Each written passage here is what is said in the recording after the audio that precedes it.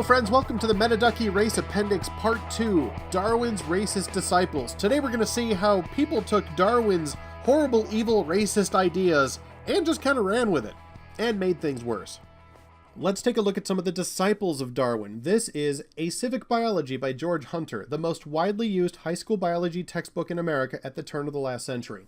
And it says this: the Ethiopian or Negro type originating in Africa, the Malay or brown race from the islands of the Pacific, the American Indian, the Mongolian or yellow race including the natives of China, Japan, and the Eskimos, and finally, the highest type of all, the Caucasians, represented by the civilized white inhabitants of Europe and America. Emphasis mine.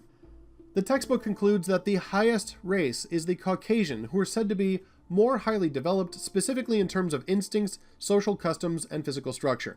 This is a biology textbook used in high school, which subdivides the human race into different species, and not just different species in terms of appearance, but also abilities, instincts, social customs, and physical structure.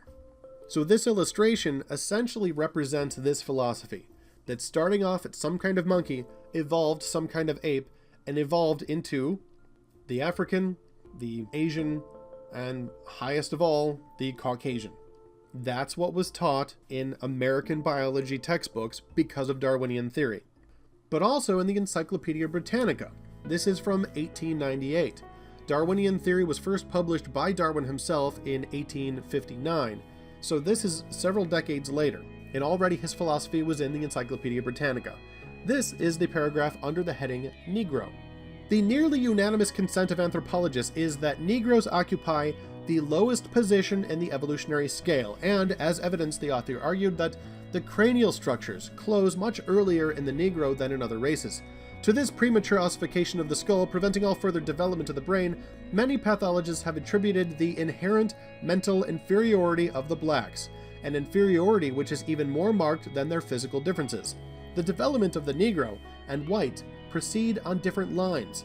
In the former, the growth of the brain is arrested by the premature closing of the cranial structures.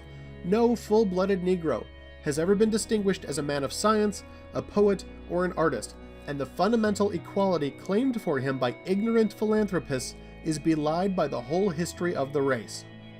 Now, while it would be easy to merely dismiss this as irredeemably racist, I think it's just as important that we also look at the philosophy behind it.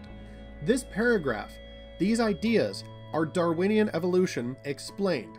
Darwin said that some kind of monkey evolved into some kind of ape, evolved into the African, which evolved into the Asian, which evolved into the white European.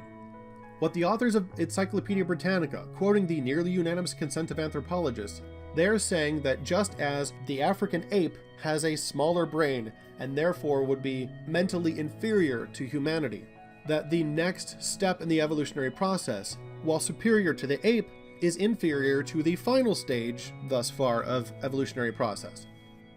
So as opposed to being just merely blind, brainless racism, this is racism in the name of science. This is racism where Darwinian theory and applied sciences that are forced into Darwinian theory are used to support this kind of racism. Once you have subdivided the human race into different species that evolved through different passages over time, and say that, well, the most evolved, the person at the front of that line, is the white European, it only makes sense to say that the person closest to ape would be most like the ape. That's what the theory teaches. That's what Darwin wrote.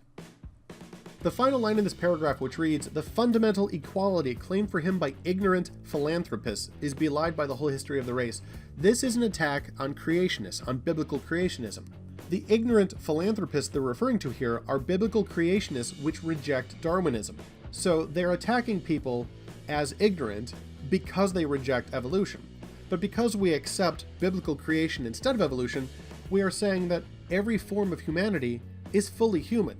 It doesn't matter the tone of their skin or where they're found, human is human. But this is just showing the divide that Darwin causes by not only subdividing the human race, but also just the attack that if you don't accept our version of science, you're just ignorant. There's one more thing to be noted here. The nearly unanimous consent of anthropologists. That's another way of saying most scientists agree. Now hopefully, if you're watching this video, you're educated enough to know that the pseudoscience in defense of racism here is a bunch of hooey. And hopefully you'll realize that the nearly unanimous consent of anthropologists was not just wrong, but horribly and importantly wrong for a wide range of reasons. So when you hear people today telling you, well, most scientists agree to this, the vast majority of scientists agree that evolution's true, or 97% of climatologists say that climate change is a fact, just because there is near unanimous consent does not mean that what they believe is a fact. Consensus does not create truth. It didn't then, and it doesn't now. Moving on.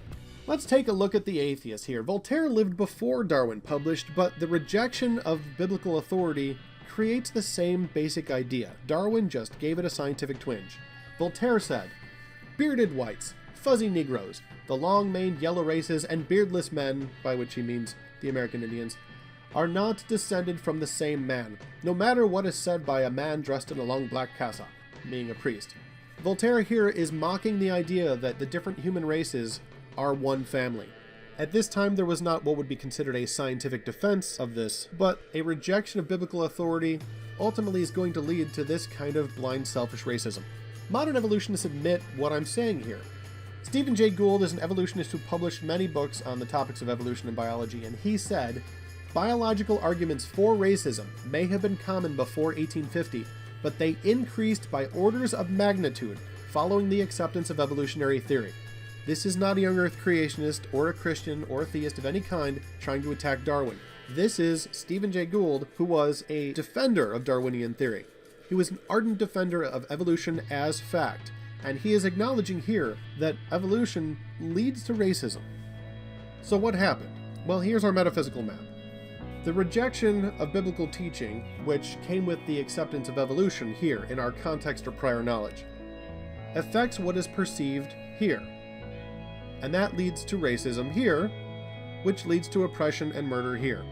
Your context. If your context is that there are different species of humans, some more animal than others, then when you see other people, you are not going to perceive them accurately as being all human, all descended from Adam and Eve, all brothers and sisters or distant cousins. You're going to see them as different species of animal. Just like if you go to the zoo, there's different monkeys, there's different apes, there are birds, there are lizards. You don't see those as one thing. You see some as high, some as low, some as trainable, some as not.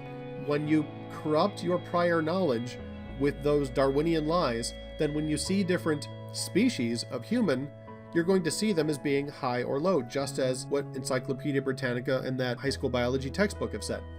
That leads, obviously, to racism in opinion and belief and knowledge.